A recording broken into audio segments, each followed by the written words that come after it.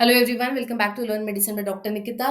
PCI ने एक बहुत स्ट्रॉन्ग नोटिस निकाला था अभी 1 मंथ पहले, जिसमें लोग ने क्लियरली क्लैरिफाई करा था जितने भी लोग रजिस्टर्ड फार्मासिस्ट हैं और वो किसी भी इंस्टीट्यूट में एज अ प्रोफेसर या फैकल्टी वर्क कर रहे हैं, तो उनको ये मेक श्योर करना है, या बाकी जितने भी रजिस्टर्ड फार्मासिस्ट हैं जो फैकल्टी नहीं भी है, सभी को ये मेक श्योर करना है कि वो अपना सारा डिटेल सेंट्रल रजिस्ट्रेशन पोर्टल पे क्लियरली भर लें, राइट।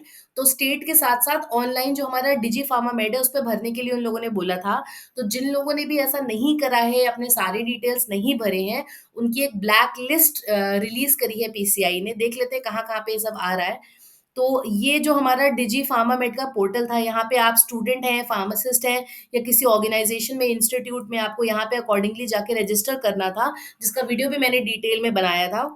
तो अगर आप लोगों ने ऐसा नहीं करा है और आभा रजिस्ट्रेशन के लिए भी बात करी थी, ऑल्दो अभी सिंक वाला ऑप्शन नहीं आ रहा था उसमें, पर हमें अकाउंट क्रिएट करना था, जो हमने पूरा-पूरा प्रोसेस बताया था, कैसे जाके हम फार्मासिस्ट में जाके अपना पूरा रजिस्ट्रेशन ये सेंट्रल फार्मासिस्ट में कंप्लीट करेंगे, चाहे वो टीचर हो, चाहे स्टूडेंट हो या फार्मासिस्ट हो। ऐसा करने से आपके सारे डिटेल्स आ जाते हैं इसमें, पैन कार्ड, आधार कार्ड और एक यूनिक आईडी बन जाएगी, ठीक है? जो ऑलरेडी स्टेट फार्मासिस्ट में रजिस्टर्ड हैं। अगर आपका स्टेट में रजिस्ट्रेशन है तो भी सेंटर में करना ज़रूरी था, ऐसा नोटिस आया था। तो जिन लोगों ने भी ऐसा नहीं करा है, तो पीसीआई ने उनकी एक ऑफ़िशियल लिस्ट रिलीज़ करी है, जिन्हें ब्लैक लिस्ट करा गया है। एंड ब्लैक लिस्ट एक वार्निंग है, अगर फिर भी वो कंप्लीट नहीं करेंगे, अपने डिटेल्स नहीं भरेंगे, तो उनको डीबार भी करा जा सकता है। तो ये ऑफ़िशियल वेबसाइट है, ये नोटिस है जो अभी यहाँ पे रिलीज़ हुआ है 27th ऑफ दिसंबर में, अगर आप ये देख रहे हो, regarding data inaccuracy and duplicacy.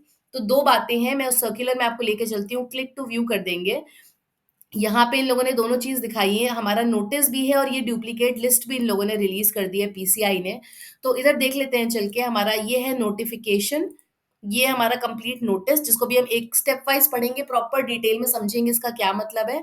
और ये है हमारी फाइनल लिस्ट जो रिलीज़ करी गई है स्टेट वाइज़, जिसमें इन लोगों ने बता दिया है कि कौन-कौन लोग फिलहाल के लिए डीबार करे गए हैं। तो नोटिस में चलते हैं, इसको स्टेप वाइज़।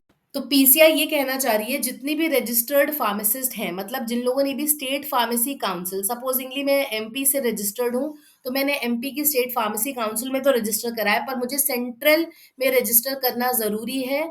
और ऐसा इसलिए करा जा रहा है ताकि यूनिवर्सल हमारा पूरा इंडिया में फार्मासिस्ट का एक सिंगल कंपाइल्ड डेटा ऑनलाइन होना ज़रूरी हो और डुप्लीकेसी ना हो। ना तो डेटा इनएक्यूरेसी हो, ना डुप्लीकेसी हो। और इन चीज़ों को कैसे कंट्रोल करा जा रहा है? डिजी फार्मामेड पोर्टल पे रजिस्टर करके, जिसको पीसीआई ने पहले ही बता दिया था। अब जिन लोगों ने भी नहीं करा, या तो उनके पास उनके डुप्लीकेट प्रोफाइल क्रिएट हो गए हैं, मतलब सेम आधार नंबर से 2-2 प्रोफाइल बने हैं, या सेम पैन कार्ड नंबर से 2 प्रोफाइल बने हैं, या एक ही इंसान का नाम 2 अलग-अलग कॉलेज में यूज़ करा जा रहा है। तो देखो, जभी भी आप किसी कॉलेज में एज़ अ फैकल्टी जॉब कर रहे होते हो, तो आप रजिस्टर करते हो वहाँ पे, और जभी भी वहाँ से आप एग्ज़िट करते हो ना, तो ऑनलाइन भी आप अपना नाम वहाँ से रिमूव करते हो ऑफ़िशियली। अगर कोई इंस्टीट्यूट ऐसा नहीं कर रहा है, या आप अपना नाम वहाँ से नहीं ऑफ़िशियली रिमूव कर रहे हैं और किसी और इंस्टीट्यूट में जॉइन कर रहे हैं, 2 इंस्टीट्यूट आपका नाम यूज़ कर रहे हैं, तो वो इनएक्यूरेट माना जाएगा, वो पीसीआई की तरफ से सही नहीं माना जाएगा। इस तरह के जितने भी लोग हैं, उनको डीबार करा गया है।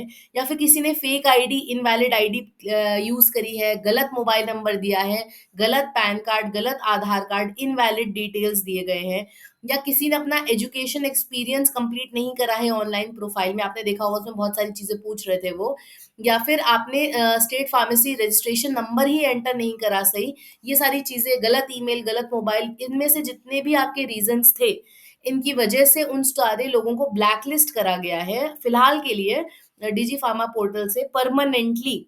अब अगर आपने एजुकेशन डिटेल वगैरह कुछ भी नहीं भरा है, अगर फर्दर भी आप ये नहीं करोगे, तो आपको हो सकता है डी-बार भी कर दिया जाए। देखो यहाँ पे इसमें मेंशन है, अगर फर्दर आप नहीं ठीक करोगे तो डी-बार ही हो जाओगे, दोबारा रजिस्ट्रेशन ही नहीं कर पाओगे।